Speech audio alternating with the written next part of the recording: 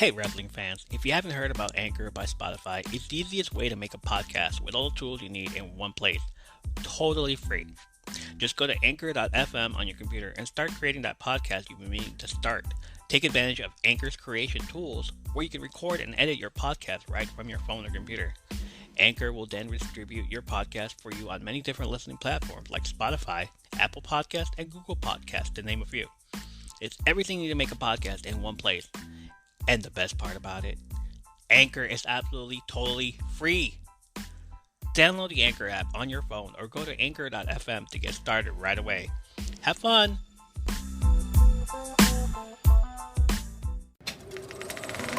Movies and feelings. Pop, pop. Bring Your Own Popcorn is a podcast that dives into people and the movies who love them.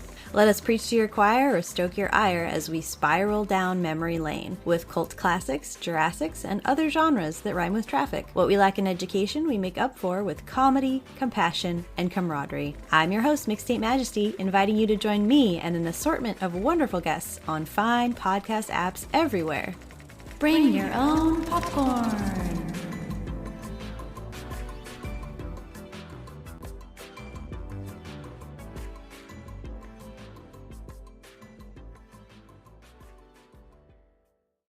Hi, everyone. This is JJ, the co-founder of Good Pods. If you haven't heard of it yet, Good Pods is like Goodreads or Instagram, but for podcasts. It's new, it's social, it's different, and it's growing really fast. There are more than 2 million podcasts, and we know that it is impossible to figure out what to listen to. On Good Pods, you follow your friends and podcasters to see what they like. That is the #1 way to discover new shows and episodes. You can find Good Pods on the web or download the app. Happy listening. The first time I was ever introduced to War Games was in WCW way back in 1995. The match that I watched was a 4-on-4 war between the Dungeon of Doom, which pitted Kamala, the Ugandan giant, the Zodiac, otherwise known as Brutus the Barber Beefcake, Shark, don't call me Shark, I'm not a shark, I'm a human being, otherwise known as Earthquake, and Meng, otherwise known as King Haku, taking on the Hulkamaniacs, Hulk Hogan, Macho Man Randy Savage, Lex Luger, and Sting. WCW was a different breed back then. It was the alternative to what the WWF had going on. That is before Hulk Hogan made his way to it. In 1993, Hulk Hogan had just come back to the WWF for one last hurrah. He tags with his best friend Brutus, who at the time had just come back from an injury, storyline-wise. In July of 1990, a serious parasailing accident put Brutus, real name Edward Leslie, out of action. He was helping his parasailer friend prepare for takeoff when the driver of the boat mistook a cue to take off and pulled a friend's knees hard into Leslie's face, crushing his facial skeleton. Over 100 feet of wire and 32 screws were required to construct a new face. Leslie lost his nasal cavity, jaw, and had no ability to breathe on his own. Leslie's wrestling career was put on hold for almost 2 years. WWF turned it into a storyline. They made this man's freak accident into the centerpiece of the reason Hulk Hogan was coming back. And how does Hogan repay his best friend? I go more into it on episode 12, but he comes back, tags with Brutus to face the tag team that wronged him at WrestleMania 9. They lose via DQ, and Hogan sticks around for the main event to win the WWF Championship title one more time. He leaves that same year to go and do some TV show. What was it called again? Oh yeah, Thunder in Paradise. I watched one episode, didn't know anyone in it except for Hogan, and it only lasted one season, so DOA, Dead on Arrival. In 1994, on the May 24th episode of WCW Saturday Night, Hogan tore up his Thunder in Paradise contract and stated he was now willing to quit the show and return to wrestling. And Mean Gene Okerlund, who had also worked for WCW, issued a telephone survey asking if people wanted to see Hogan in WCW. On June 11th, 1994, Hogan officially signed with Ted Turner's World Championship Wrestling. in a ceremony that was held at Disney MGM Studios. Nobody would boo him there. There at the House of Mouse, everyone is happy. The next month, with Jimmy Hart as his manager, Hogan won the WCW World Heavyweight Championship in his debut match, defeating Ric Flair in a dream match at Bash at the Beach. Hogan continued his feud with Flair, who defeated him by count out on the Clash of the Champions. Thus, Hogan retained the title, which culminated in a steel cage match with Flair's career on the line and Mr. T as the special guest referee that Hogan won. Do you know who was upset about that? Everybody. The guy that hasn't wrestled for over a year signs a contract and joins WCW. And the first thing he does is win the World Heavyweight Championship. This has a lot of people upset in the back. One in particular, Kevin Sullivan, who makes his mission to destroy Hulkamania and everything it stands for.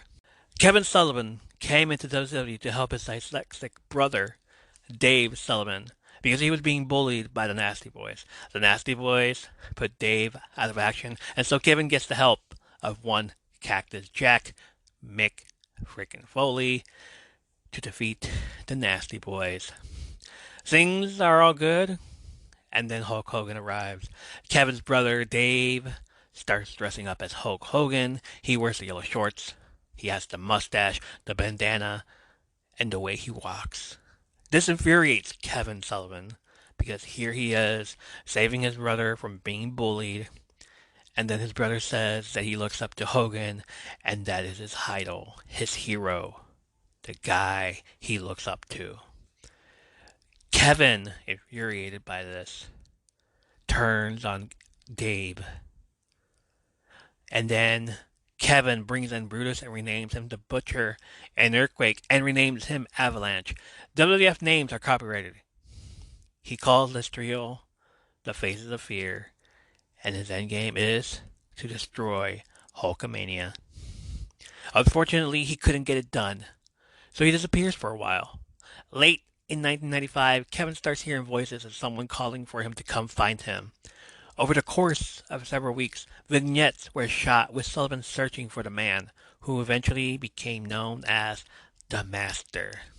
Once Sullivan found the Master, he was christened with a new gimmick, the Taskmaster.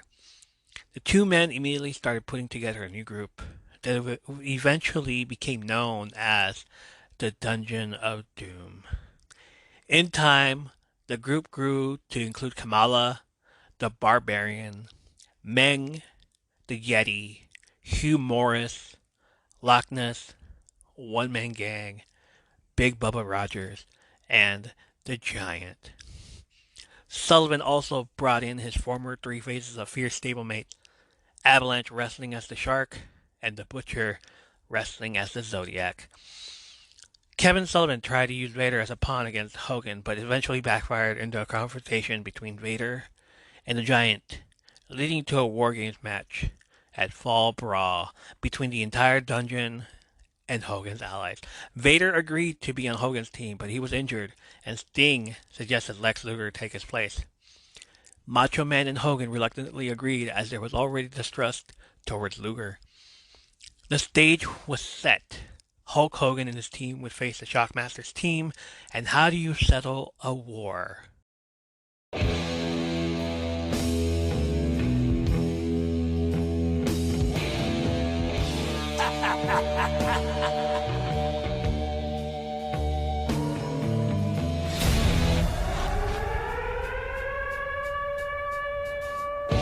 Generals gathered in their masses,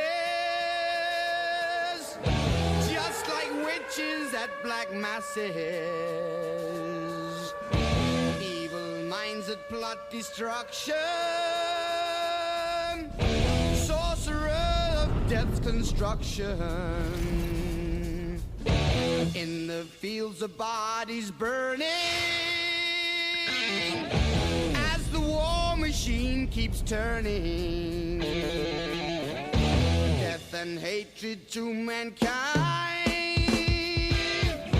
poisoning their brainwashed minds. Oh, Lord, yeah.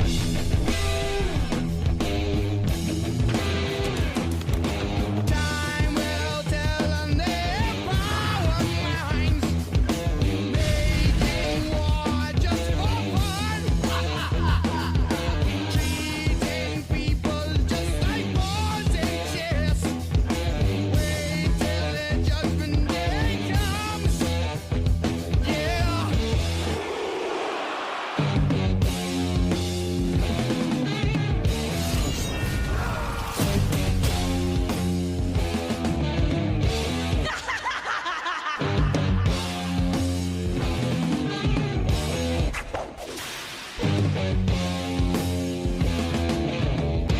Day of judgment, God is calling.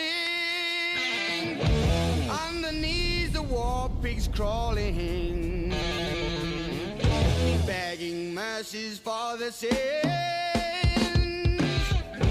Satan laughing spreads his wings. Oh, Lord, yeah.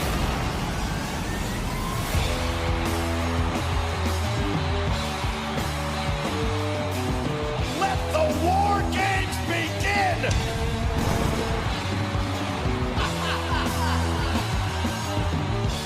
Destruction, chaos, unparalleled brutality awaits. Welcome to War Games.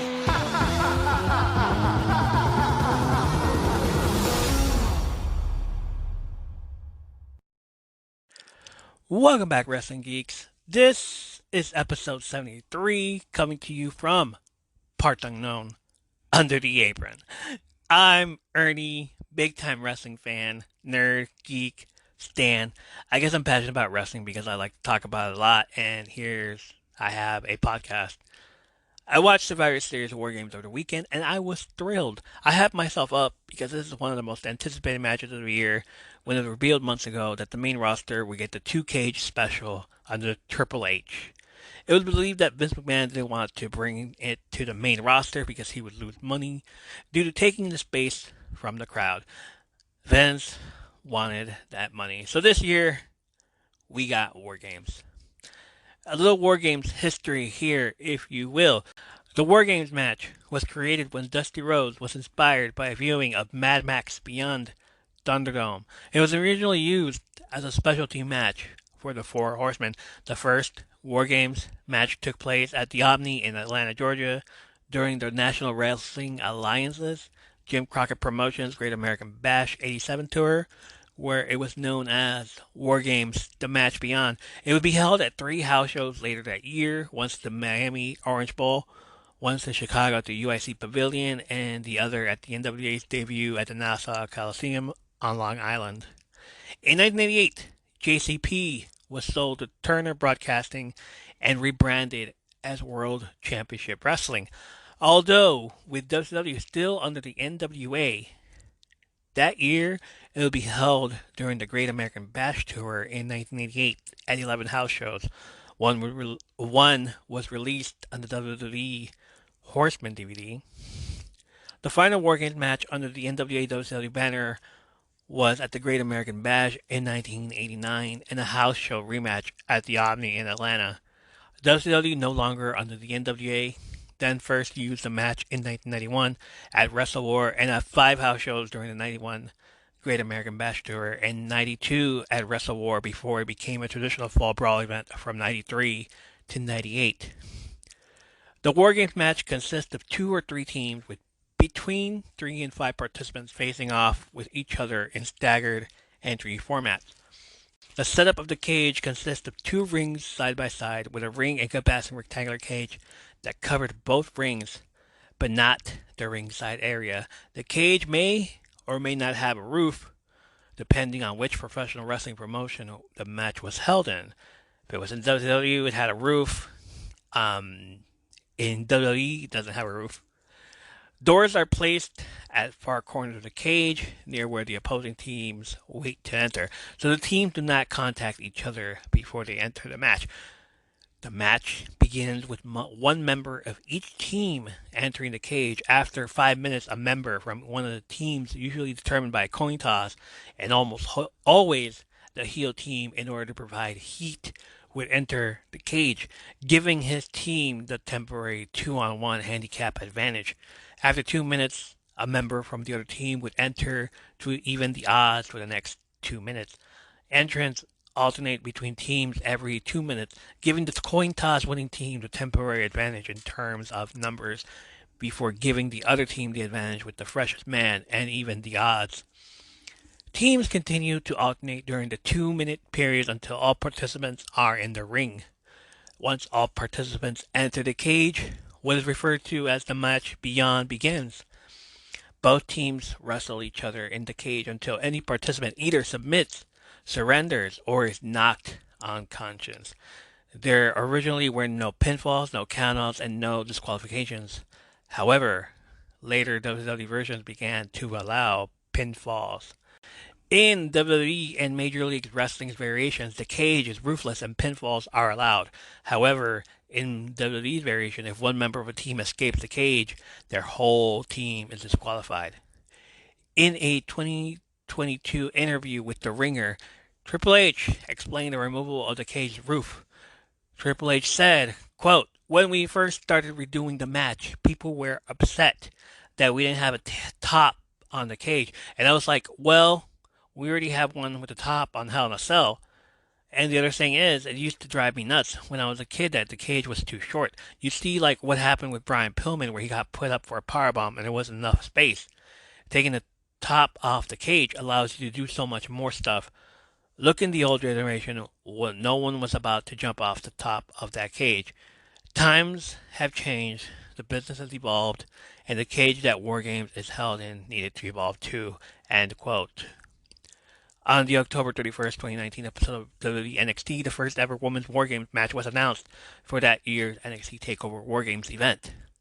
Women superstars Uncensored and Pro Wrestling Eve had previously held variations of the War Games match, but this would be the first official match to follow the War Games format. This year, Survivor Series was on November 26th, 2022 at the TD Garden in Boston, Massachusetts. On September 19, 2022, WWE Executive Triple H announced that instead of the traditional Survivor Series matches, the 2022 event would feature two War Games matches, one each for the men and women. That would be 5 versus 5, marking the first time for a main event roster WWE event to feature the match. The 2022 event was in turn renamed as Survivor Series War Games. In an interview with The Ringer in regard to the changes for 2022 Survivor Series, Triple H stated, quote, "The tradition of the Survivor Series has embedded and flowed and changed slightly over time. But this will be similar to that. This will not be Raw versus SmackDown. It will be much more storyline driven. I will look at it as a traditional component to Survivor Series in there because it's a large teams of people competing. We just upped the ante a little bit with War Games and made it evolve. Survivor Series has been an amazing event for 36 years and it needs to evolve a little bit, and this year seemed like the right time to do it." End quote. Alright, so let's look at the card. Team Bianca Belair, Alexa Bliss, Asuka, Mia Yim, and Becky Lynch defeated Team Damage Control, Bayley, Dakota Sky, Io Sky, Nikki Cross, and Rhea Ripley inside the Women's War Games at 39 minutes and 40 seconds. To recap, after Bianca Belair retained the Raw Women's Championship against Becky Lynch at SummerSlam, Belair was confronted by returning Bayley, accompanied by Dakota Kai, and Io Sky, with Lynch standing with Belair. Lynch then took time off due to an injury, while Bayley's team would dub themselves as Damage Control and began feuding with the trio of Belair, Alexa Bliss, and Asuka. While Belair and Bayley fought over the Raw Women's Championship, with Belair retaining in both encounters, Bliss and Asuka traded the WWE Women's Tag Team Championships with Kai and Sky, with Nikki Cross costing Bliss and Asuka the titles. On the November 7th episode of Raw, Belair, Bliss, and Asuka challenged Damage Control to a War Games match at Survivor Series War Games, which was accepted. Damage Control subsequently recruited Cross to their team. The following week, Mia Yim, who had returned to WWE the previous week, joined Belair's team, while Rhea Ripley joined Bayley's team. On the November 21st episode of Raw, Ripley defeated Asuka to give Bayley's team the advantage in the War Games match. And on the November 25th episode of SmackDown, a returning Lynch was revealed as the fifth member of Belair's team. This is how the match starts. Bianca's team came out first and were all put in the cage, followed by Bianca herself, who headed straight to the ring to start the match. This was Bianca's second appearance inside a War Games match. Rhea Ripley from Team Damage Control came out, was placed in the cage, and started doing pull-ups on the cage, while Nikki Cross was climbing the small cage. This was Rhea's third appearance inside a War Games match. The rest of Damage Control came out, and Dakota Kai went towards the ring to start the match against Belair. This would be the fourth appearance in a War Games match for Dakota Kai. The first 3 minutes were pretty normal, with back and forth action. As the second person in the match that comes in that sets the tone. Team Damage Control got the advantage, and the next one to come in was Io Sky, who made her fourth appearance as well inside War Games. A lot of tag team action between Damage Control and Bianca. Io Sky walks the ropes from one of the rings onto the next ring ropes to a flying dropkick on Bianca. Next one up is Asuka, who German suplexes Dakota to get her out of the way. Io and Asuka get face to face, and they go off on each other, which gets a pop from the crowd at home. There was a lot of talk that the crowd wasn't into this as much, and I can see why with them being more interested in the carnage that was going on inside the ring rather than interrupt it. They popped for a few things like Belair military pressing Dakota Kai and throwing her into the cage. I guess everyone has their MVP, but the fact that poor Dakota Kai kept getting hit with the same move of being thrown into the cage more times than anyone deserves his own award. 3 minutes were up, and Nikki Cross comes out. Immediately, she runs towards to grab weapons from under the apron. Take a shot. You heard it. Take a shot. If you're playing with me, if you're drinking, take a shot. Nikki pulls out kendo sticks and metal trash can lids, slams the steel cage door on Asuka's face, and then gets in the ring. She spent most of those 3 minutes trying to grab weapons. It got chaotic some more when the timer counted down and Alexa Bliss was next. People thought Alexa was going to turn for some reason. Over the weeks on Raw, Bray Wyatt's new logo has appeared in the background of Alexa being interviewed. She even looked at one of the TV screens and felt some sort of discomfort. They even did a reach. Everybody did a reach. You all know who you are. You all reached. They even did a reach on theorizing that she was a few inches separated from her own team by the way they were standing together. Not taking into account that Bianca does her hair toss, hair flip. That thing she does with her hair. You know, all that. And Alexa doesn't want to be in the way of that. She doesn't want to get hit. So, she is separated. Here, she's doing well. There's no sign that she's turning on her team. Everybody wanted her to. I don't understand why. 3 minutes are up. Out from their cage comes Bayley, who takes out ladders and tables from under the apron. Take a shot. Shot, please. Shot. The people wanted tables. They've been chanting for tables. They got tables. Here they have it. Take it. Tables are yours. Tables, ladders, and kendo sticks. Where are the chairs? No chairs. Not yet. You can't just have a trick in the book in the first match. Bayley sets up the table so that Bianca's stuck in between while they attack her. She's out of action. Alexa is getting beaten up, and so is Asuka. Mia Yim is next. She grabs the metal trash cans and throws them in the ring. Well, one of them, she tries for the other two, but they fly in. They just bounce back. Bayley laughs, makes fun of her. Later on, she flies between the ropes from one ring into the next to spear Bayley. The fight is fair on a 4-on-4 basis, and then the countdown begins. The only thing this crowd is actually yelling out for. Up next is Mommy Rhea Ripley. Never saying that again. Ripley dominates German suplex for Bianca, catches Alexa Bliss in midair and throws her into the cage. Slams the back of the head of Mia Yim onto the cage.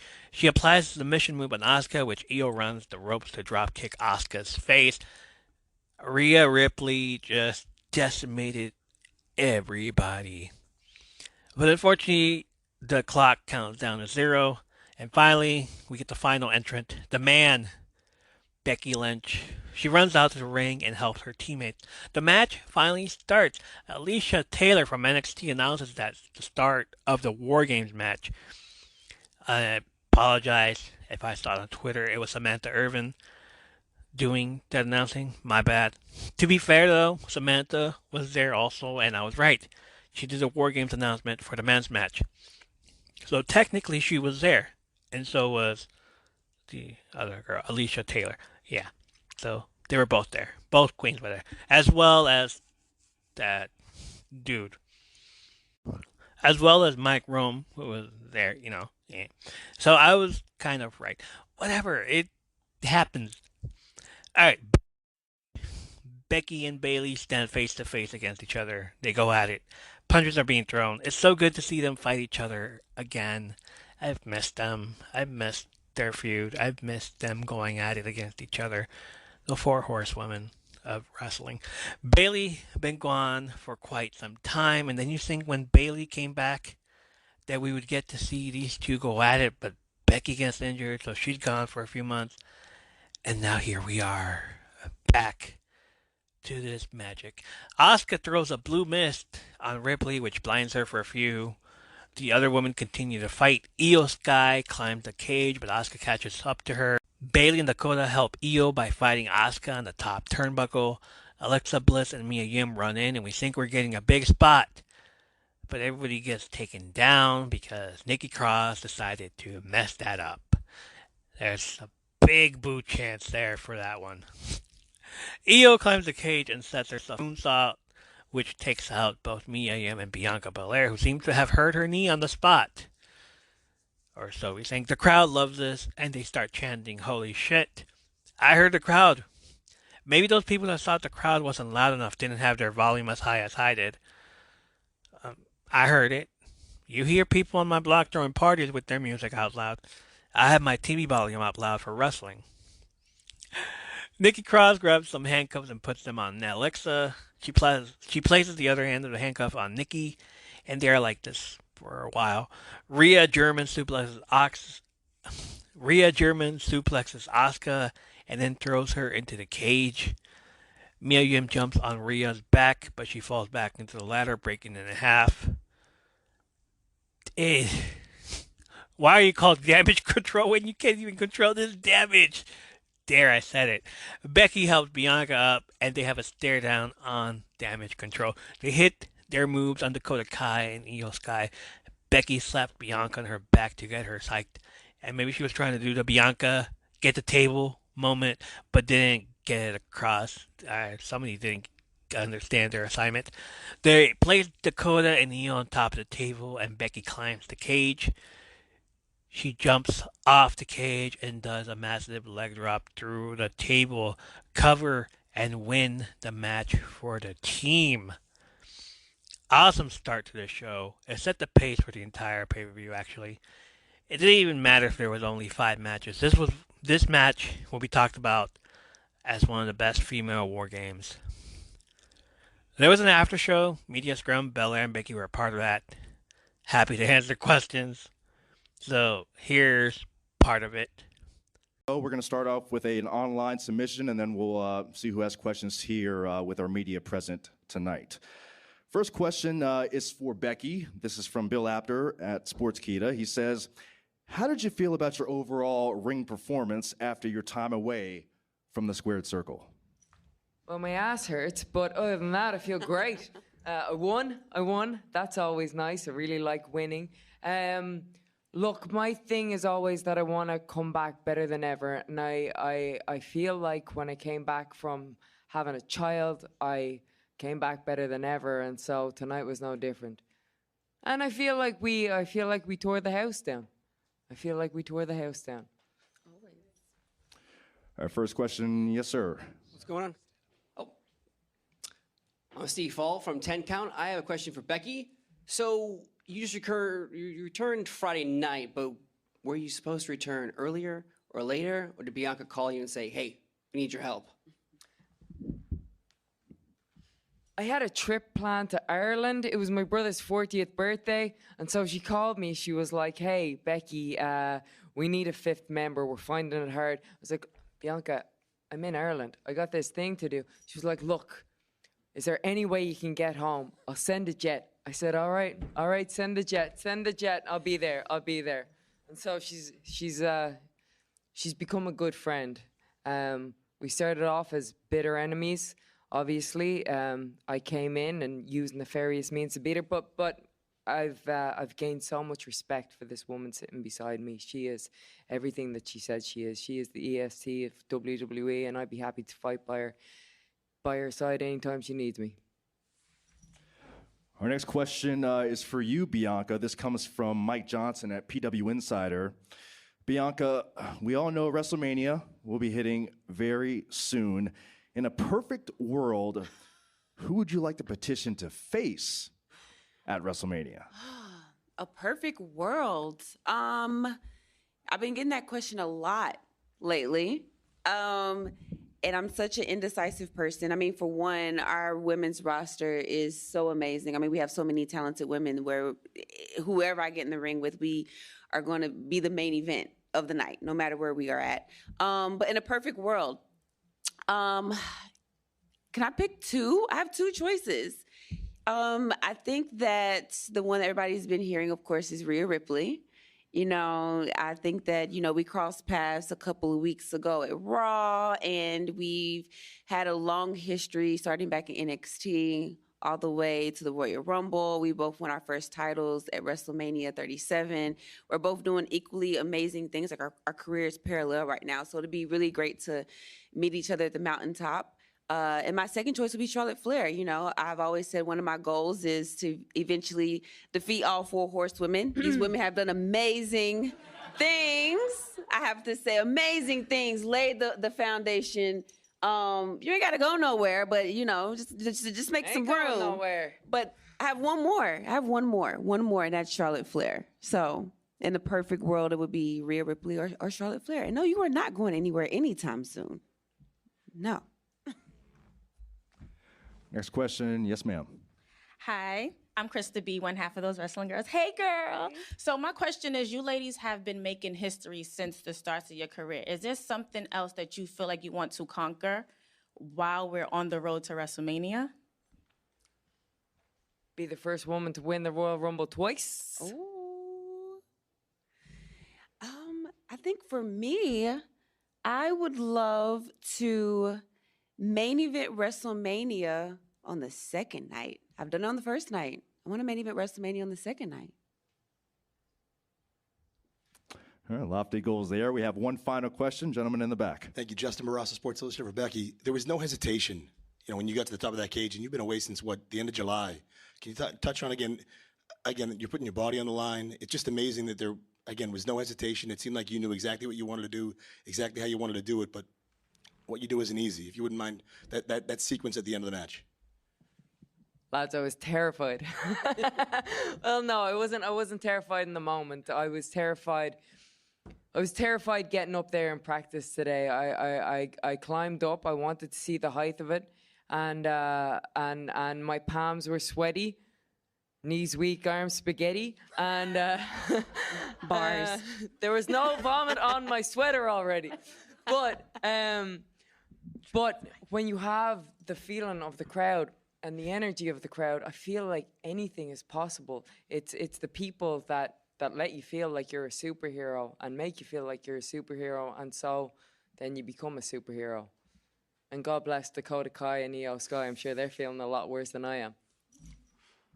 Well, ladies, once again, congratulations on your victory tonight. I guess we'll all heavily anticipate what the future holds for you.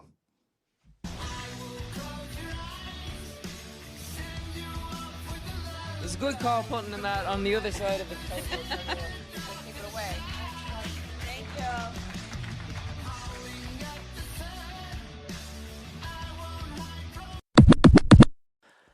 Camera goes backstage to the Bloodline locker room. Jay walks in to talk to the tribal chief and tell him he can't trust Sammy because he overheard him talking to Kevin Owens. Roman tells him he will handle it, and he did. Next match is AJ Styles versus Finn Balor. In early October, the OC, AJ Styles, Luke Gallows, and Carl Anderson began a rivalry with the Judgment Day, Finn Balor, Damian Priest, Dominic Mysterio, and Rhea Ripley. But the OC were always at a disadvantage due to Ripley, who cost the OC their six-man tag match against her stablemates at Crown Jewel.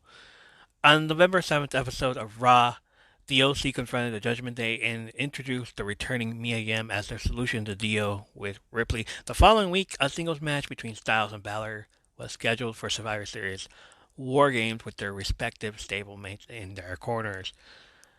Great match between both men. I guess you could call it phenomenal. AJ worked the leg at the start of the show. Both of their teams were outside cheering their boys.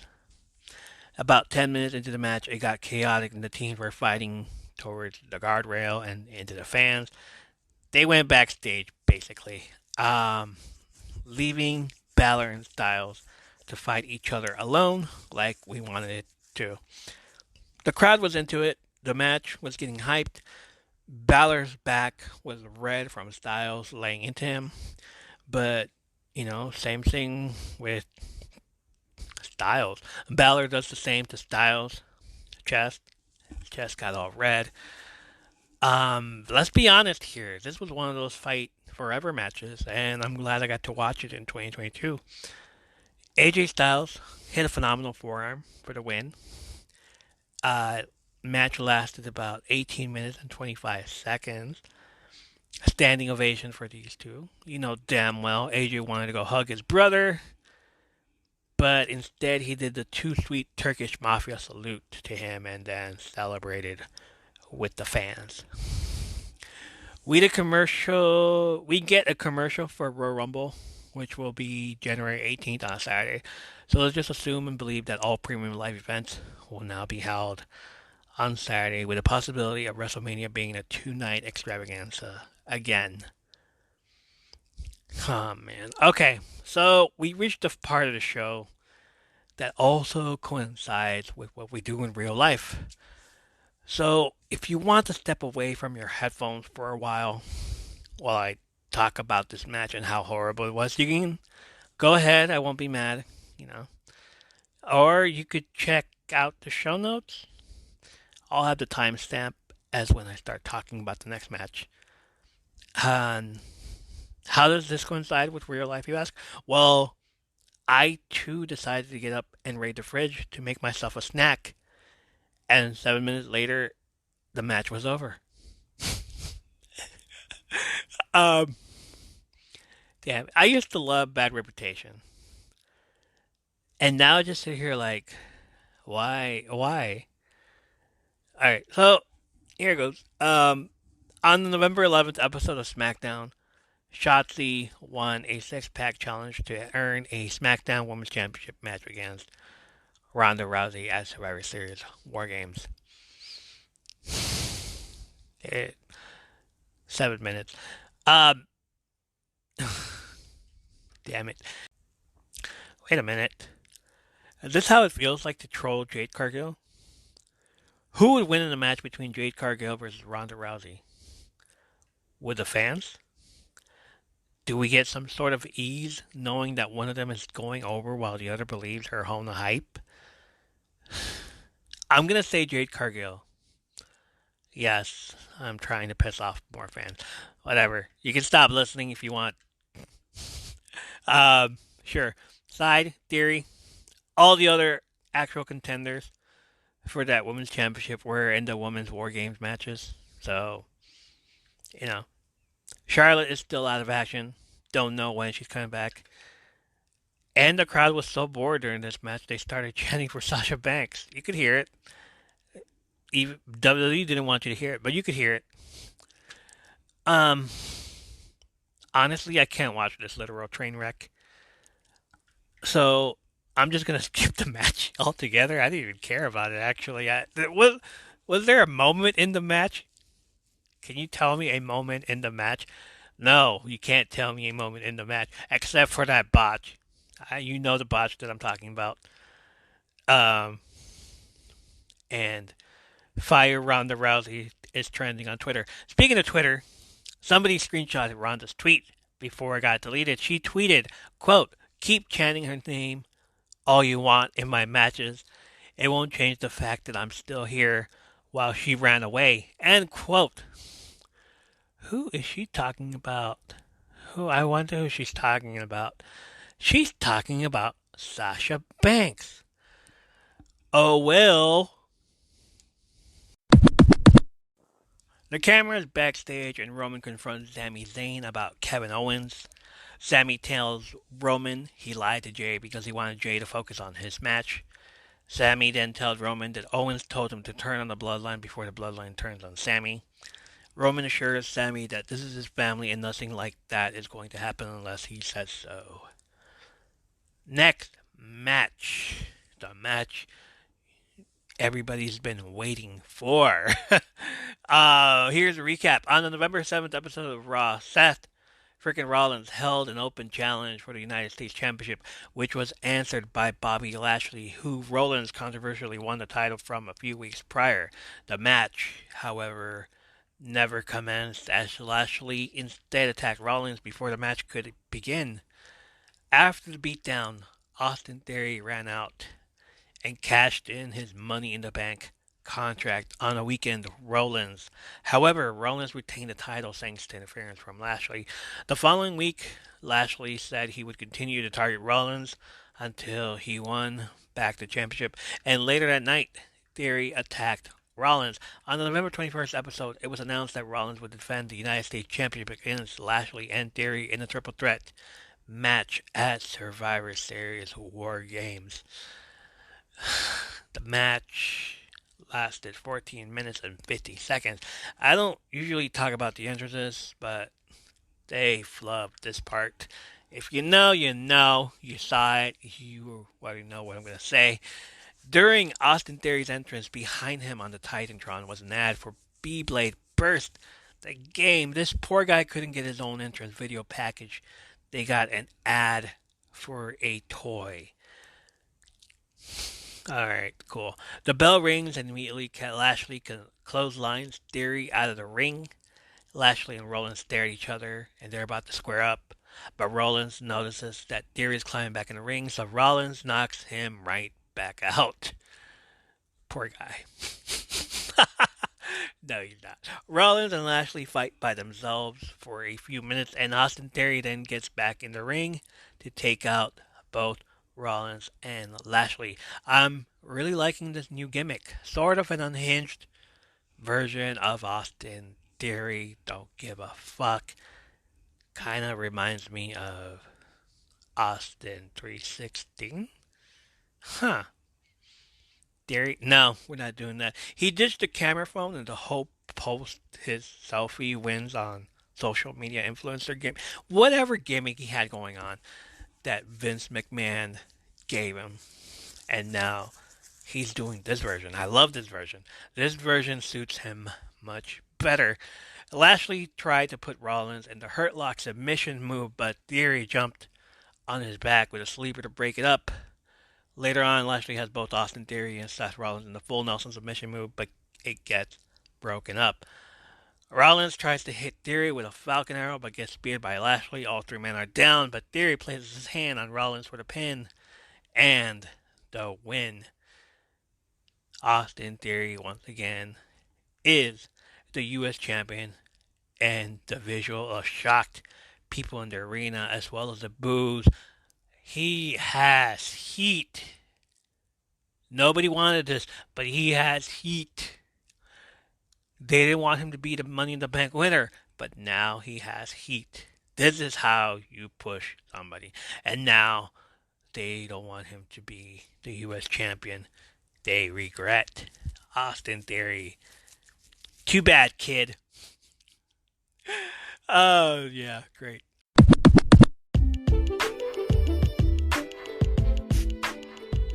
Hey guys, this is Ernie.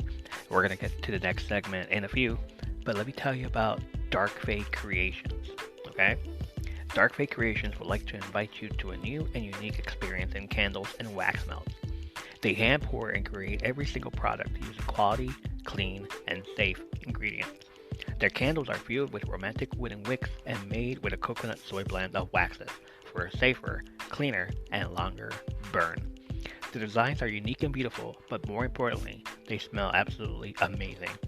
And the variety of fragrances have something for everyone. Hand poured in Grass Valley, California. Check them out at darkfakecreations.com. Link of the site in the show notes below. You're listening to Mama Murdered a Podcast. I'm your host, AB. Mama Murdered a Podcast is a podcast where me, the mama, will be killing it on the podcast. We'll be taking a deep dive into things that are hard to talk about and even harder to believe that these things actually happen in the world that we live in. This entire podcast will be a trigger warning. I'll be talking about triggering topics while I dive headfirst into a lot of the cases that I'll be covering. New episodes will be released every week on Wednesdays because nobody likes Mondays and because Fridays are for day drinking and barbecues. Some of the case topics will be murder, of course, serial killers, like Dennis Rader, the BTK killer, missing persons cases, like 5-year-old Summer Wells, who vanished from her own yard in broad daylight in the middle of June in Tennessee in 2021. And especially the ones where it kind of seems like they just vanished into thin air, like Brian Schaefer. He walked into a bar, but he never walked out. He's still never been seen again. I'll also be covering cold cases and lesser-known cases. Join me every Wednesday to talk about all things tragic, murder, and things that happen in the downright ugliest sides of society. If you like what you hear and you want to support the podcast, you can rate me on Spotify. You can also leave a review and rating on Apple Podcast. You can follow me on Twitter and Instagram at murdered_mama. All of these things are free and they only take about a second to do, and it really does help grow the podcast. If you have any case suggestions, please send them my way. You can send them to the email address mamamurderedapodcast@gmail.com.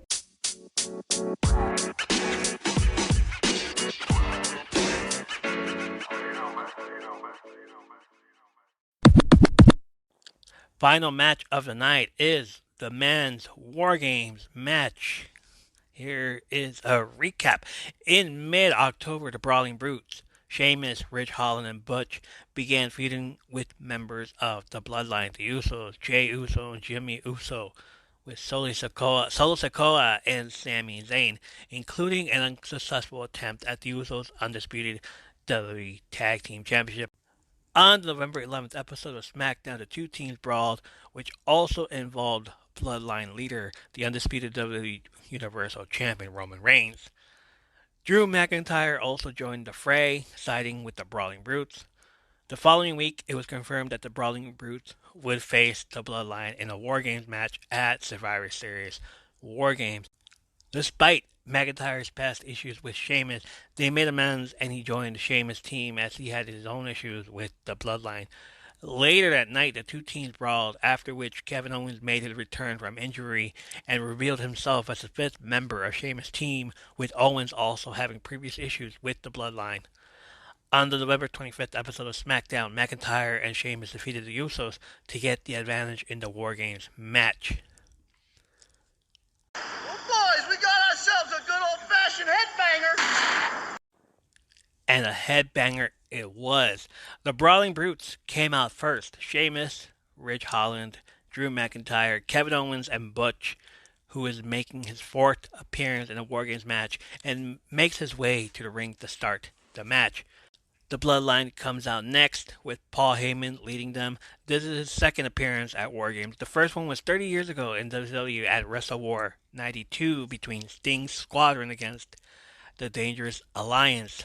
This time, he is with the Bloodline. The Bloodline, the rest of them, they will come out. Solo Sikoa, Sami Zayn, the Usos, Jimmy and Jay, who as of this broadcast are at 498 days as WWE Tag Team Champions, making them the longest reigning Tag Team Champions, beating out NXT UK's Tag Team Gallus record on Monday. And the leader of the group, the Tribal Chief, the longest reigning WWE Champion of the modern era at 820 days. He still has a few hundred days to go in order for him to be the top 5 and break Pedro Morales' record, who is at 1,027 days. I keep saying this every time I bring up records, and I'm going to keep reminding y'all because it's trivial. If if a question comes up, who are the top 5 longest reigning WWE champions of all time? You immediately say Pedro Morales, Bruno Sammartino, Hulk Hogan, Bob Backlund, and Bruno Sammartino again. All right, you say those names. Um, if he does 1,028 days, you start saying the tribal chief's name first. I'm gonna start saying it. Roman Reigns, Bruno Sammartino, Hulk Hogan, Bob Backlund, and Bruno Sammartino again. Count count on that. Roman Reigns will be champion for 1,028 days. I'm saying it. Right. I'm saying it. I'm calling it right now. I'm manifesting that. It's gonna happen. Roman Reigns will be champion for 1,028 days. All right, let's get back to this. Uh, hopefully you're still listening. I'm not saying I'm a stan. I'm just, giving you facts. All right, so Roman tells Jay to start the match against Butch. The Bloodline gets inside a small cage with Roman taking a chair inside to have a seat. Nothing bogs this man. He just sat there the entire match, not moving a muscle, except when the next participant had to go in. Let's start the match. Jay and Butch wait about a few minutes, trying to stare each other down, wanting the other to come to them. Finally, Jay gets in the ring. They start brawling. Butch works on the muscle joints and the fingers of Jay for the remainder of the match. Of course, you know how that feels. You've seen Butch work. I've made mention of what he does. He's a butcher. He likes to work on part of the body. That's why his name is Butch. Short for butcher, because, butcher is used somewhere else in AEW. Can't have the two names that Butch. Whatever. The next person to come out is Ridge Holland, who runs in to help Butch and just destroy Jay for 3 minutes. Splash on Jay while Butch kicks Jay in the face. Jay is getting destroyed badly. The countdown reaches 0, and Jimmy thinks he's going right in, but Roman stops him and looks at Sammy with that look that tells him to go help his boy. He just stares at him, doesn't tell him anything, stares at him, and points his head to the ring. Go. That is a fucking alpha man. That right there. Okay, Sammy slowly walks towards the ring. He's not in a hurry, but whatever. Sammy slowly walks towards the ring and yells at Jay to get up. He just got beat up, man. Roman was testing Sammy's loyalty to see where he stands with the bloodline. If that's the case, then this is his test. Sammy walks inside the cage and immediately helps Jay, who is still unsure if Sammy is loyal or not. This happens throughout the entire match. This is the story they're telling. Is Sammy loyal? Can Jay trust him? He's not sure. So what does Sammy do? He helps Jay, but Jay doesn't believe him. They have a shoving match. Jay yells at Sammy. Sammy yells back. Unsure of his loyalty, this man is. Doesn't matter what Sammy does. It's what happens at the end that makes everyone realize, oh shit, Sammy's here to help us. The countdown reaches 0. Here comes Drew McIntyre. He's there to destroy, and that's what he does. He throws Jay into the cage like Kevin Nash threw Rey Mysterio onto the wall of the trailer 25 years ago. What an homage. like a lawn dart reaching its mark. Drew grabs Sammy and hits a belly-to-back suplex and a DDT. This man is hurting people. This is not just a brawl. This is a fight night. The countdown reaches 0. Up next, the other Uso brother, Jimmy, runs to the ring, grabs a table from under the apron. Take a shot.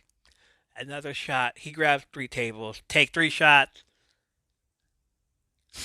Take 3 shots. Jay and Sammy argue about who sets up the table. Another shoving match between them. A shot of Roman looking disgusted because his family is fighting over who sets up the table. Is this my Thanksgiving family? Are they seriously going to argue about this for 3 minutes? Alright. Sammy and Jimmy set up the table in the corner of the ring. It'll get you somehow wait another couple segments. Countdown reaches 0. No, I'm not tired of saying this. Kevin Owens comes out. Second War Games appearance. Runs to the ring wearing a Dusty Rhodes shirt in honor of the man that created this event. Grabs some chairs from under the apron. Last shot. Take it. Chairs. Because it's what we've been missing in this match. Chair shots. Shots for chairs. Chair shots. Whatever. We've seen the tables, the ladders, the candlesticks, the garbage cans, and now chairs. We've hit the jackpot. Steel chairs for weapons. Everyone is getting pummeled. Kevin Owens side suplexes Jimmy through the first table. This match is chaotic. I don't know why anyone's complaining about this match, and why would you? Why would you? What would you have done better? Tell me. What would you have done better? Oh, is that right? I can't hear you, so I don't really care what you have done better. Just keep trashing the match. Just keep trashing whatever you want to trash. Tell it to your fans. Tell it to your podcast. Nobody cares, actually. Countdown again reaches 0. Solo Sikoa is up next. He clears the ring, throws Butch into the cage, clotheslines. Samoa's drop on Ridge Holland. Solo is on a roll. They call him a bulldozer. A Samoan bulldozer. Shout out to Umaga. Or, as William Regal would say, Umenga. Alright, KO and Solo meet each other in between the two rings. Fight off for a few. Kevin Owens tries to do a powerbomb, but Solo back tosses him on the steel part that separates the rings. 3 minutes are up. Oh, I'm sorry. Countdown reaches 0. Sheamus is next. Tries to get in the ring, but Sammy is blocking him. Sheamus hits the steel cage door on Sammy and forces himself in the ring.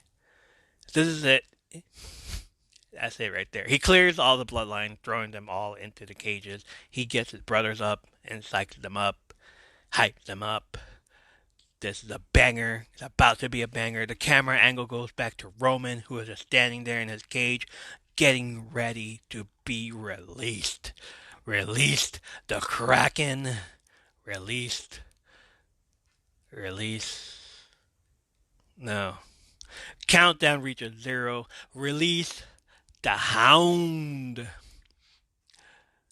Roman Reigns walks his way to the ring. Samantha Irvin announces the beginning of this match. See, that's Samantha Irvin. I knew who she was. I didn't make a mistake. I don't know why dude came at me. I'm just playing, bro. We cool. This fucking headbanger is banging heads, headbangers, steel cage headbanging. Holy shit! Roman gets in the ring, picks up his family, and they are on one end of the first ring, staring down their opponents, the Brawling Brutes, who are on the other end of the second ring. It's like a fucking showdown at the OK Corral, is what Corey Graves said. Is that what he said? Like a showdown at the OK Corral. Who's gonna go first? No, they just want to stand there and stare at each other. Roman Reigns is the alpha male in this fucking group. He does not chase people. He wants to stand there, stand his ground. Let them come to you, is what Roman Reigns says here. And they do. The Brawling Brutes go into the next ring. They start brawling, but Roman Reigns clears the Brawling Brutes. He clears the ring with smacks to the face. Smash. How he says it? Smash him. Smash him. Smash him. That's what he says. That's what he does. He smashes them. He smashes the Brawling Brutes. with strikes. Superman punch on Sheamus. He does his tribal scream. Ooh, ah, and runs to hit a spear. But Sheamus kicks Roman in the face. Sheamus sets up Roman in the middle side of the two rings. And we're about to see Sheamus' fist on the chest of Roman. Or as they call it, the beat of Bodran. But the rest of the bloodline trying to interfere on that.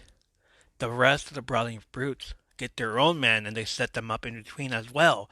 We get a group beat of the Bodran for all of them together. I believe the crowd counted up to 25 from Sheamus and one more from McIntyre on Roman for good measure.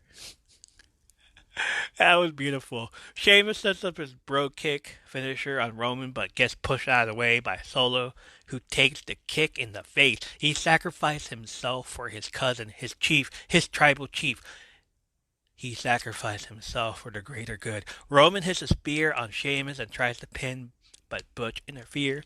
Jay super kicks Butch, but he ducks and super kicks Sammy instead. Jimmy pushes Jay, like, what are you doing, man? Jay is all like, fuck him. He doesn't really say that. He just says, forget him. But whatever. Instead, Jimmy and Jay set up Butch on the top rope, and they hit the 1D, 3D, Dudley Death Drop, whatever you want to call it. It's a 1D. They super kick Rich Holland. And Rich Holland's on spaghetti. Roman does the ooh, ah, hits a spear on Holland through the table. Solo hits a rock bottom on McIntyre through the table. Kevin Owens kicks Solo in the gut and stunner. Roman hits a spear on KO, but he kicks out. KO and Roman go at it again. Roman hits a Superman punch and follows it up by running at him with a spear, but KO blocks it, kicks to the gut. Stunner. Pushes him to the rope. Pop-up powerbomb. He hits Roman with his finisher. Pins him. 1, 2. Oh no. Saved by Sami Zayn, who stops the referee counting to 3. My goodness. Sami Zayn and Kevin Owens have a storied past. We can get more on this in the new segment. I'm calling it Rivals. It's coming soon. I'm going to have it out. I just need to figure out which Rivals I want to include. If you want to help out, if you want to tell me your favorite rivalry, you can go ahead and tell me your favorite rivalry. Twitter or email me at fromtheapron@gmail.com. Your favorite rivalry. KO looks at Sammy like he just shot his dog. How dare you, Sammy? I thought we were best friends kind of look. Kevin gets up and grabs Roman's hair and yells at Sammy, is this your family? Is this your blood? Is this who you're trying to fight for? Sammy argues back, but here comes Jay to do a super kick, but KO grabs his leg. KO gets a low blow from his own best friend, pushes him to the corner of the ring, and goes to look at Roman to see if he's okay. He checks on Roman first. He doesn't care about Kevin Owens. Roman stares back at Sammy and tells him to pull the trigger on this. Like the mafia member saying, it's okay, we got your back. Sammy backs up into his corner, runs at Kevin Owens and hits a hell of a kick. Or, as they call it, a helluva kick. Depends on how you say it, helluva, helluva. It doesn't really matter. Sammy sets up Kevin Owens. Jay goes up the top rope, hits a splash. 1, 2, 3. Your winners, the Bloodline. Acknowledge that. It's over. Sammy gets a massive pop. The crowd chants Sammy Uso. It's not just an honorary Uso. He is not just an honorary Uso. He is a full-fledged now. He is part of the family. Roman opens his arms and hugs Sammy. It's what he wanted. It's what he's been wanting. Not a forced hug, not a side Christian hug, but a hug. We can go back to when Kevin Owens first arrived to NXT. He celebrated Sammy winning the NXT Championship, and then minutes later, KO betrays him and powerbombs into the ring apron. Sammy has been wanting to be a part of something so long that it's not the fact that Kevin Owens was his best friend. It's the fact that if he did betray the bloodline, then what? How long until KO betrayed Sammy again? With the bloodline, Sammy can now be with a family that he has been wanting to be and not be worried about that one of them is going to betray him. Watch this be a stretch, and months later before WrestleMania, we see that Sammy was working an angle all along and betrays the bloodline. But I don't want to think it like that. I want to think this way. I want this to be the truth. Sammy wanted a family. He was betrayed by Kevin Owens. The fans betrayed him. Nakamura left him. Sammy had been wanting to belong to a family.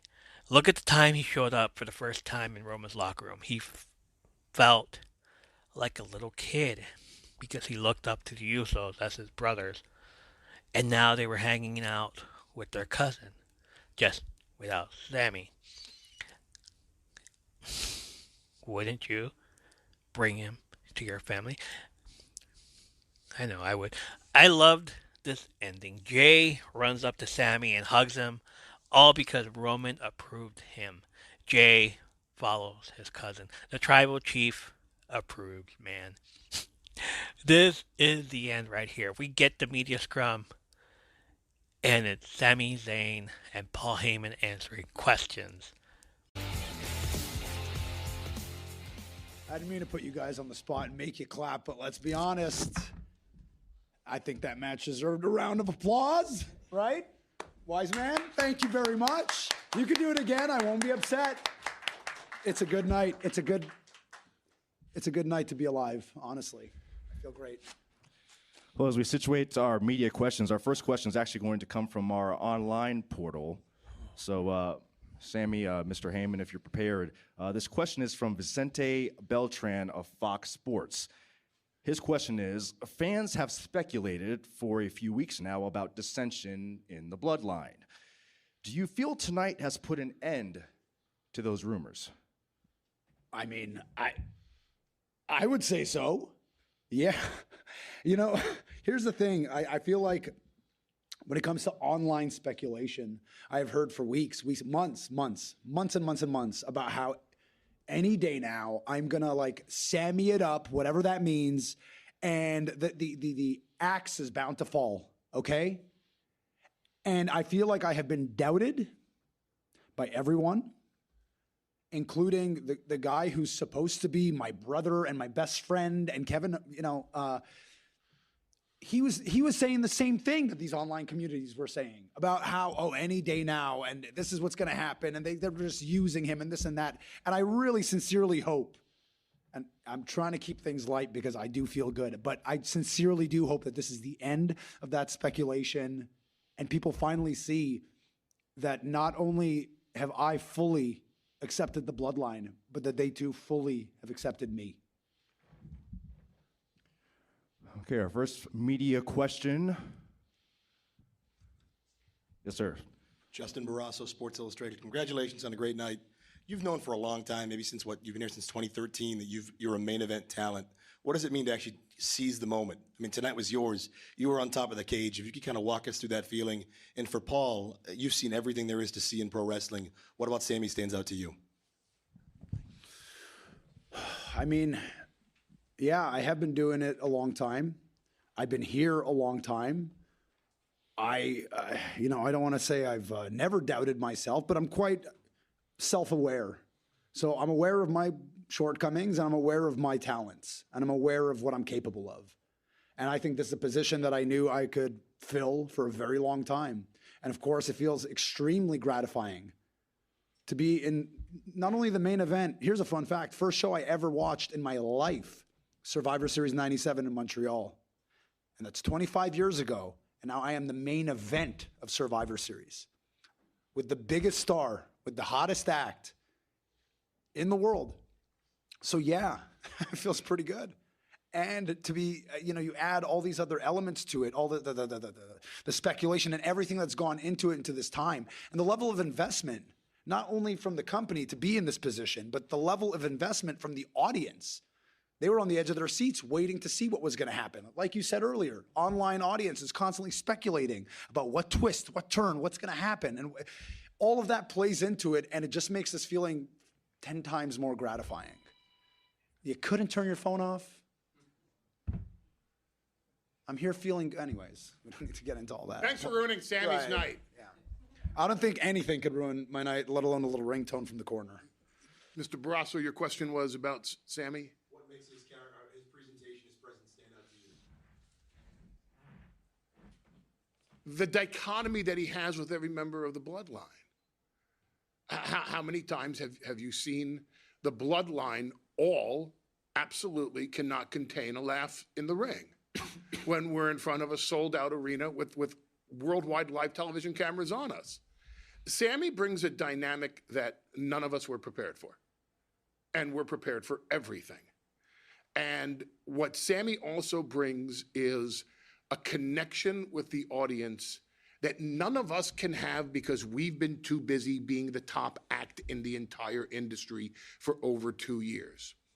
And Sammy, to me, from my perspective, and from the tribal chief's perspective, represents the member of the audience who gets his one chance to step into the ring and live out his dream, and does it so well every week that we say, do you mind coming back next Friday? We'd love to have you as part of the act. And that's who Sammy has become. He's the guy that was going to get a guest spot on a TV series, and he ends up being part of the cast because he's just so damn passionate and so good at what he does. That was nice. Back row, sir. Thank you, Paul.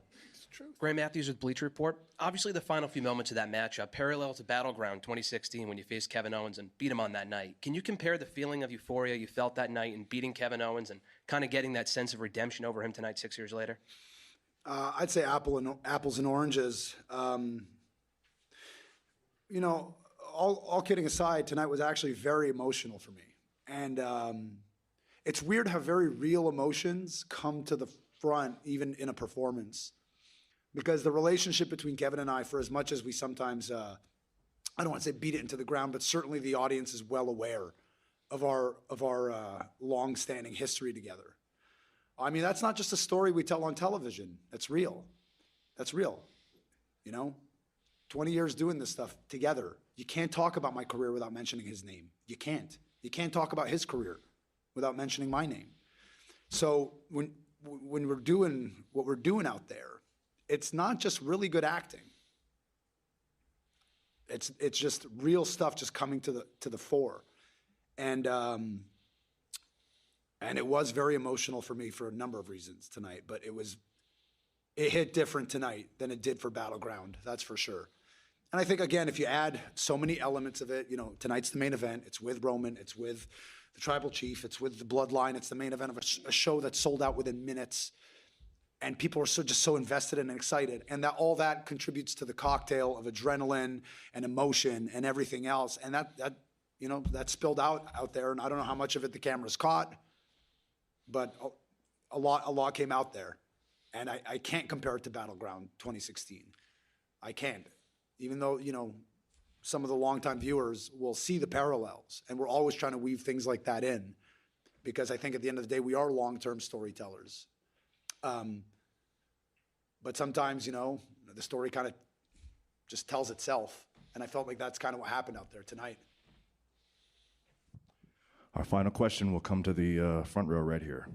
Matt Camp from WWE's The Bump. I know you. Thank you, Sammy. Mr. Heyman, based on what you said, and then Sammy, with where you started in the Bloodline and with the conversation you had with Roman tonight, and then your actions in the match, do you feel like you've become the most important member of the Bloodline, not named Roman Reigns? I don't look at it in terms of a ranking system. And I think I actually kind of resent it, to be honest. I'm not saying I resent you or the question. I'm just saying, like, I kind of reject the notion of this outside of Roman, who's the tribal chief, head of the table. I mean, that's extremely hierarchical. But I don't particularly care for the rank system. And like, oh, he's a step below him and he's more important than him. It's not. It's a unit, it's an act, whatever you want to call it. And everybody is so important in their role to the totality of it. Like, like what he was saying about the dynamic with how it's been with Jay and I, or Jimmy and I, and Solo and I. And we haven't done a ton, but Paul and I, and Roman and I, and those are all individual stories. So I don't think one is more important than the other, outside obviously of Roman for obvious reasons. But I don't like even looking at it through that lens of a ranking order or whatever. It's all part of something that really comes together beautifully when you put it all together. It's part of a totality, is how I see it. It also depends on the need of the moment. Right. You know, if the tribal chief in defending the undisputed Universal Heavyweight Championship needs special counsel, then the wise man is the most important contributor to the island of relevancy. If the tribal chief needs backup, then the most important contributor is Solo, because I sure as hell can't help him physically. If the tribal chief needs to see the tag team division dominated, because otherwise we're just dominating one division instead of the entire industry, then the Usos step up and they are the most important. And then tonight what you saw was Sami Zayn make a statement of loyalty to the bloodline. And I disagree, sir, with your assessment. With all due respect, I don't find it what Sami did to have anything to do with 2016, because that was a story of disloyalty. And I don't think what Sami Zayn did tonight was disloyal to Kevin Owens. It's the same thing in UFC. If two people from the same camp end up going for the heavyweight championship or the middleweight championship, then they're going to fight. And afterwards, and they're going to say, hey, we're on opposite sides of the cage and we both got paid to fight each other. Sami Zayn was on the opposite side of Kevin Owens tonight. Kevin Owens was on a team. He chose to be on that team. If anybody was disloyal to anybody, Kevin Owens was disloyal to Sami Zayn. He put Sami Zayn in a terrible position of having to pick his best friend or the bloodline. The greatest faction in the history of the industry and the top star in the industry, Roman Reigns, and the acceptance of Roman Reigns, which makes all of us relevant. And Sami was not disloyal to Kevin Owens. He took on his opponent, but he showed his loyalty to the bloodline. And that is why tonight, Sami was the most important cog in the wheel, the most important faction in the equation. But if tomorrow Reigns needs physical backup, the elders have sent Solo. If he needs my counsel, if he needs the tag team, it all depends on the need of the moment. We serve at the pleasure of the tribal chief. Well, that concludes the questioning for you, Mr. Heyman, and you, Mr. Zayn. Once again, congratulations on They're tonight's. kicking us out, Sammy. They've had enough of us. That's okay. Respectfully. An after party here. All right. Thank you. And then we get a word from Triple H about this show. First of all, happy Thanksgiving to everybody. I know holiday week that goes by really quickly, and hopefully this was a great cap off to a great Thanksgiving weekend and staying with a sort of Survivor Series tradition that has been going on for years, and I'm glad we could continue that process. I want to thank everybody here. Since we're talking about thanks and Thanksgiving, let's talk about it. I want to thank everybody here.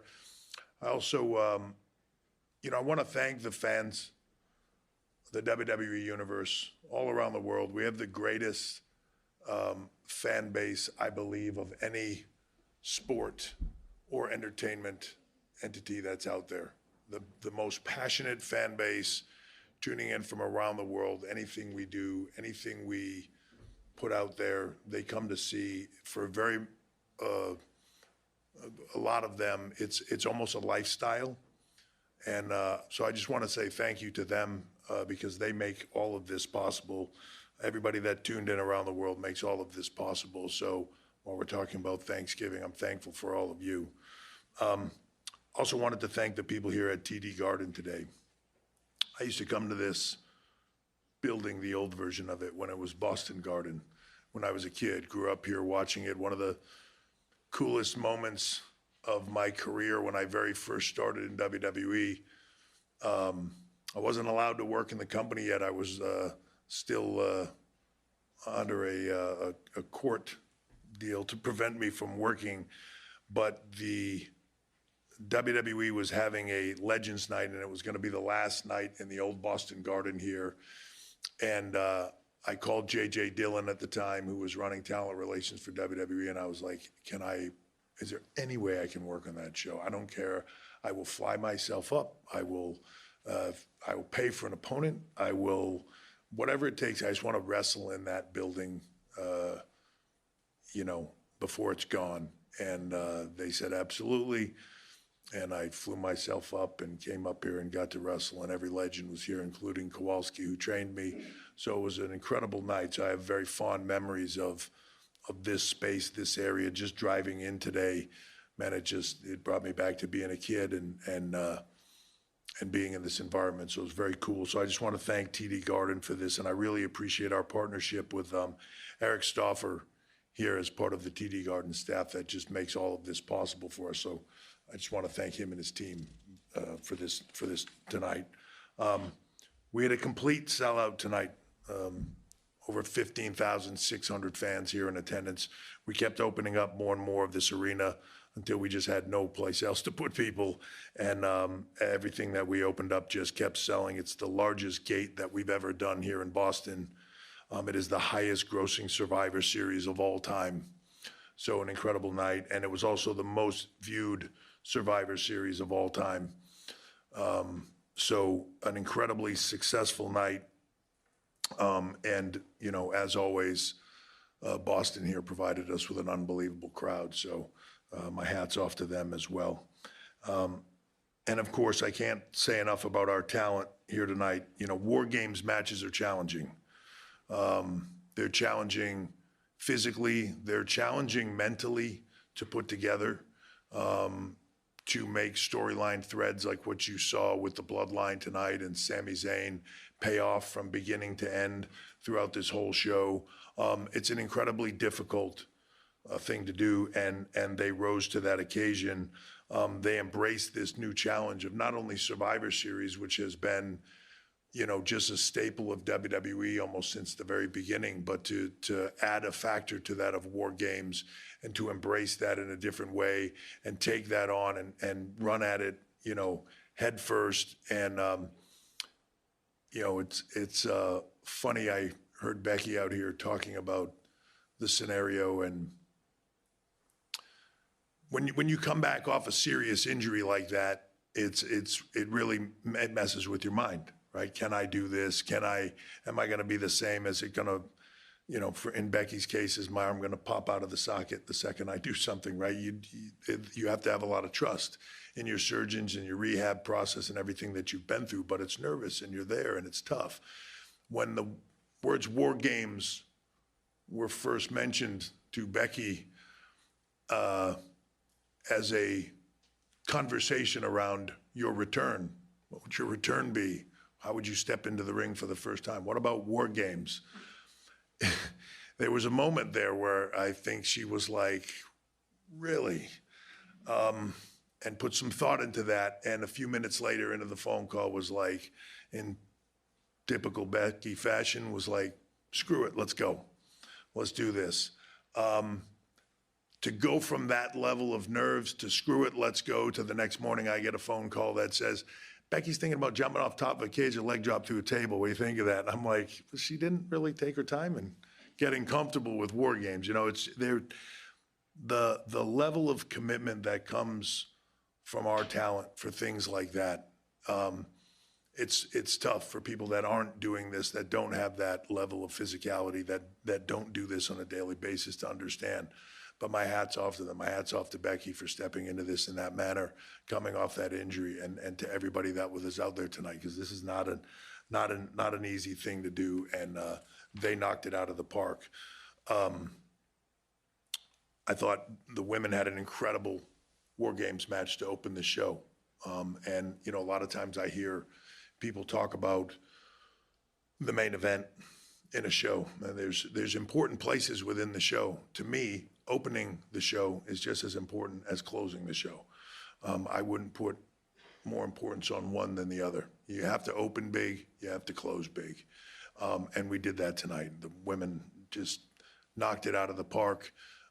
Couldn't be happier for them. They really delivered. And of course the men did on the end as well with an amazing storyline. So, you know, and what you saw take place in between, so much happens in those war games matches to be able to rise to that level, to keep that excitement and that level of energy going, whether that's Finn and AJ, who I thought had a phenomenal match tonight, whether that's Ronda and Shotzi, who I thought did as well in a very tough spot, or whether that's the triple threat, which was just off the charts. And I want to, you know, make mention of new U.S. champion Austin Theory.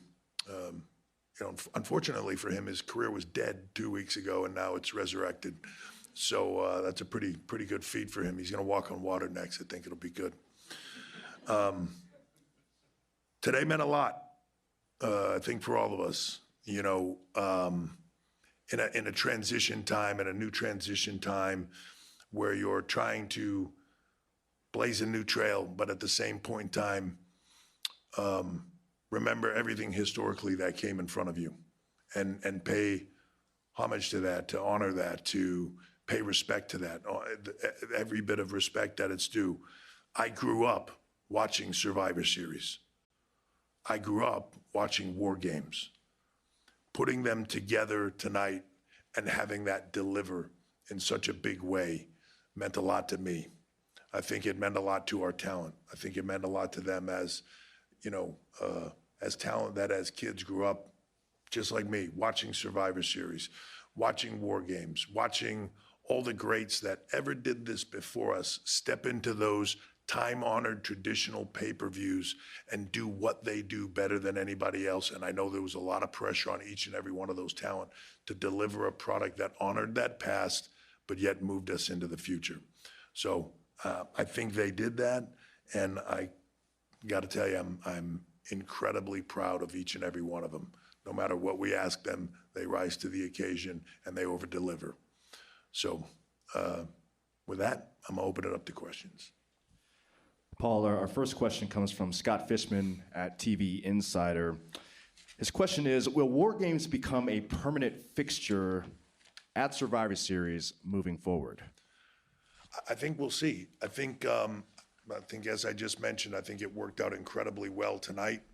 I think it was very exciting, but what goes, you know, sort of in the process of looking at the overall year-to-year calendar and seeing where things goes, or where they end up. But I believe tonight was very successful, so it makes me feel positive about it, but we'll see where the future takes us. Right here in the front row. Liam Crowley with comicbook.com. Paul, congrats on the success of the pay-per-view tonight. Kind of following up on that question, we've seen reports that Hell in a Cell as a pay-per-view might be kind of scrapped, and we're going to move that match type to different premium live events throughout the calendar year. Do you see War Games as potentially having that same impact as maybe a traveling match type that's not necessarily glued to Survivor Series, but pops up across the calendar? I think it could be. You know, I'm for example, Hell in the Cell stepping away for me, I think there's a lot of feeling that sort of Hell in the Cell is one of those things that is a giant blow-off, right? If you're calling somebody out at the end of something, you can challenge them to Hell in the Cell. So I hear this speculation among fans a lot about, and all of you as well, about, you know, Hell in the Cell, Money in the Bank, Elimination Chamber. Maybe those things should all go away. And some of that I hear. Hell in the Cell, I hear it, right? I had a highlight of my career in sort of Foley and I calling each other out on Hell in the Cell.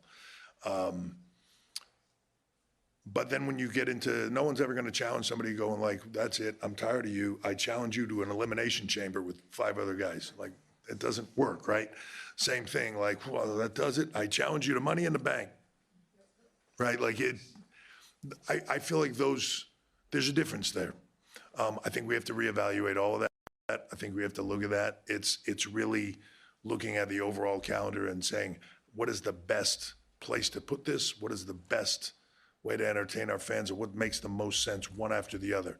It's no different than when you look at a show and you say, okay, this match has to deliver.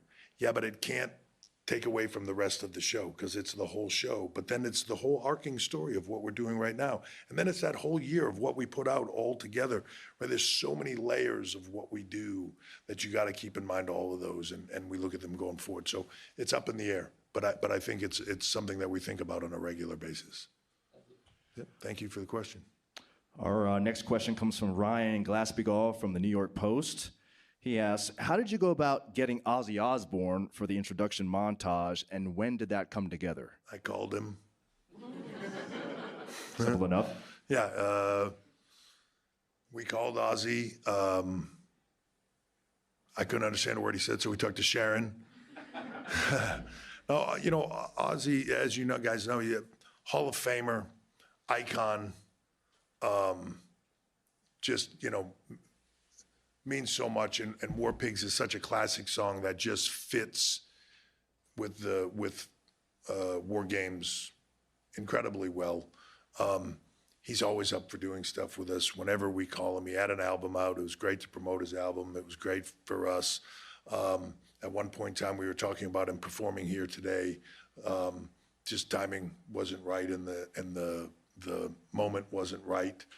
But you know, I think we love Ozzy, we love Sharon, we love what we've done with them over the years. We look forward to doing more together, and it was a blast to see him in the open of the show tonight. And what's cooler than having Ozzy say "Welcome to War Games" with the Prince of Darkness laugh after it? You know, I mean, it just fits. On the right. Hey, Paul. Alfonso Castillo with Newsday and Pro Wrestling Illustrated. On the topic of match types, when you go back to those original Survivor Series, they were all about the elimination tag team matches. WWE's kind of been in and out with these over the years. We've seen kind of resurgence in the last few years. Didn't see any tonight. Are we done with traditional elimination Survivor Series tag team matches? And what are some of the challenges in keeping that concept alive? No, I don't think we're done with anything, you know. I think that when we look at it together as a whole, it's about what's best for our fans in the moment. So sometimes stuff needs a break for a while. Sometimes you bring it later and it's, you know, it's iconic and it's, oh my God, they're going back to that, right? So to say it'll never happen again, I think is wrong. I think it was the right year. We all looked at it and decided internally that it was the right year for us to maybe freshen up the concept a little bit. That either the 5-on-5 tags and maybe even just the straight out Raw versus SmackDown was a bit tired and maybe needed a refresh. So that's what we did. We try it out, we see where it goes, we see if fans enjoy it. At the end of the day, we're just trying to give everybody the best entertainment we can. So we try things on. If they like it, we stick with it. If it needs to tweak, you're constantly evaluating everything you do. You have to, otherwise you stagnate and die, you know. Next question, back right-hand corner. James Stewart, 98.5 The Sports Hub here in Boston. Congratulations on such a wonderful show tonight, Paul. Thank you. My question relates to your creative process and how long in advance do you storyboard ideas for, say, Roman Reigns, or for somebody in NXT like Carmelo Hayes, or for somebody who's injured like a Cody Rhodes or Tommaso Ciampa? So thank you. It's a good question. You know, the process is different, and it's constantly evolving because you just really can't. About the time you say, all right, this is what we're doing, it's written in stone, that is what we are doing, somebody gets injured and the whole thing changes, right? So, and when one piece changes, creative is like dominoes. When you have you know, however many people that you have within your roster, when one piece moves, when you take one out, it changes the dynamic of the whole deck. Or the whole stack. You know, you have to be constantly moving with it. So you're setting yourself up with long term, you're setting yourself up with medium term, you're setting yourself up with short term, knowing that any of it can change on a week to week basis. Given injuries, given, you know, you put something out there that you think is going to get this kind of reaction, and it gets this kind of reaction, and you go, oh my God, we're on to something different here. We're gonna head in that direction. you want talent and everybody to have an idea of where things are going, right? I use this expression a lot. Creatives like putting stuff in a GPS in a way, right? Like you just got to put the destination in there and they'll give you a bunch of routes to get there. Somewhere along the way, you decide, you know what, I'm going to go right here instead of left. It just feels better. And then it reroutes you and you figure out a way to try to still get to your same destination. You might decide along the way you want to change that destination, but you can and you do, but it helps to guide you. So you have to know where you're going, but you can't be so married to it that you can't be nimble and move at a second's notice. And our final question, yes, sir, in the back. Awesome. Thank you. Graham Matthews with Bleacher Report. Obviously a significant show tonight. It was 5 months ago, almost exactly. One of the first shows under the Triple H regime was here in Boston, so kind of going full circle. But with that being said, there were always rumors that 20 years ago you wanted War Games here at Survivor Series. So kind of going off that, can you confirm those rumors that we almost got them here at the show? And not only that, but at what point did you want War Games brought to Survivor Series? At what first order of business did we get Survivor Series War Games confirmed for you? Well, one, thanks for the question. Two, it's funny that most rumors remember things way better than my memory of anything. I can tell you right now, like I always was a fan of the War Games concept. It's come up many times over the years as a potential suggestion. For different reasons, we didn't go there. Obviously, even when we were running in NXT, the concept of War Games came in, and it was to do that was different and could own it. I've always liked the concept. I've always thought there was merit to it, and that especially in this day and age, it could be you could do a lot with it. It's morphed, it's shifted over the years to fit in what works today, as opposed to what worked 30 years ago or more. Heyman and I were just looking at a fight card today from like the Dangerous Alliance versus Sting Squadron, and it was 30 years ago, which is hard to believe, but you have to evolve things with the time. So I've always been a fan of it. Did I pitch it to be? I don't know. You guys know better than me. I don't know. I can't keep track of any of that stuff. Hope that answers the question. And I know Byron said that was the last question, but I feel like this young lady's been sitting here with her hand up and you've just skipped over for all these dudes. Can we just... All right, we'll call an audible here. Front row. Hi, Paul. Congratulations on the event. Thank you. We recently have seen some international events have a lot of success. So, we saw Clash at the Castle, Crown Jewel. So are you thinking about going anywhere else international, maybe Latin America, and with Lucha Libre Online, by the way? Thank you for the question. I'm glad I asked you. Yeah, look, I spent, almost 30 years of my life doing this, going all over the world, right? So I don't know that there's a country out there that I haven't been to, people that I haven't seen, the cultures, the locations. If you were to say to me, what's my favorite international location, it would be tough for me to pick one because they all bring so much to the table and they're so exciting. So to say, where do we want to go next? Everywhere. Clash at the Castle was amazing. I think it sets a standard for what we can do on a global basis, on a stadium basis. So let's go. You mentioned Latin America, let's go. Mexico, let's go. Everywhere, internationally, we want to be there, whether it's Australia, whether it's Japan, whether it's any place else in the world. We want to go there.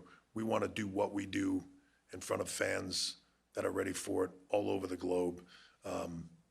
Big stadiums, big arenas, it's what we do better than anybody else on the planet. So if you've got a city that's out there that wants WWE to come, if you've got a country out there that wants to come, you got a continent out there you want us to come to, yeah, call us. Stay tuned for Puerto Rico.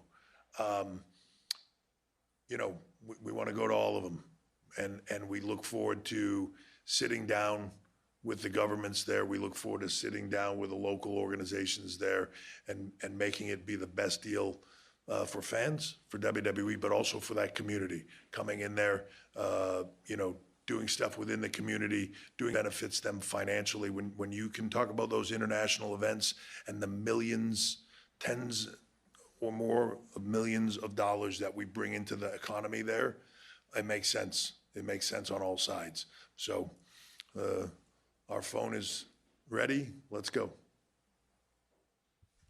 Mr. Levesque, thank you so much for your time and congratulations on a successful night of Survivor Series War Games. Thank you all very much. We'll see you soon.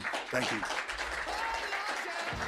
I don't care what anybody says. Bring it back up again next year. Become a new tradition, just the same way they stopped the whole 4-on-4 or 5-on-5 tag team elimination matches. Make this a yearly event on the Survivor Series show. War Games. Survivor Series War Games. Survive. Or Triple H show now. What if we got rid of the Survivor Series completely and just called it War Games? Oh, that's going to piss some people off. I talk too much. That's going to do it for me for tonight. I'm done. Yeah, that's about it. Thank you for listening to the show and supporting us. You can find us on all our sort of social platforms at our Linktree, linktree.com/From Under the Apron. It has the link to our network, our Twitter, Instagram, YouTube socials, plus our Good Pod, Spotify, and iTunes account, where you can listen to us as well as leave us a comment or a 5-star review, which helps us be discovered by other fans of wrestling and podcasts. Thank you once again for ranking us and pushing us to number 4 on the top 100 in wrestling podcast. I also have a Discord account, so if you want to add me there, do so at $1 Million Geek number 0945. Invite me to your channels. Check out the show notes for links to other podcast trailers that you heard on this episode. Send us a message of your favorite wrestling stories, questions, comments, ratings, or requests by email. It is from undertheapron@gmail.com. I will do my best to get to them and answer accordingly. Also, click on the link tree if you want to support our podcast in whatever way you can. Thank you for listening and being a huge part of our community. Join us next time and find out what kind of stories are swept as we come to you from Under the Apron. I'm Ernie, and I'm feeling a little oozy tonight.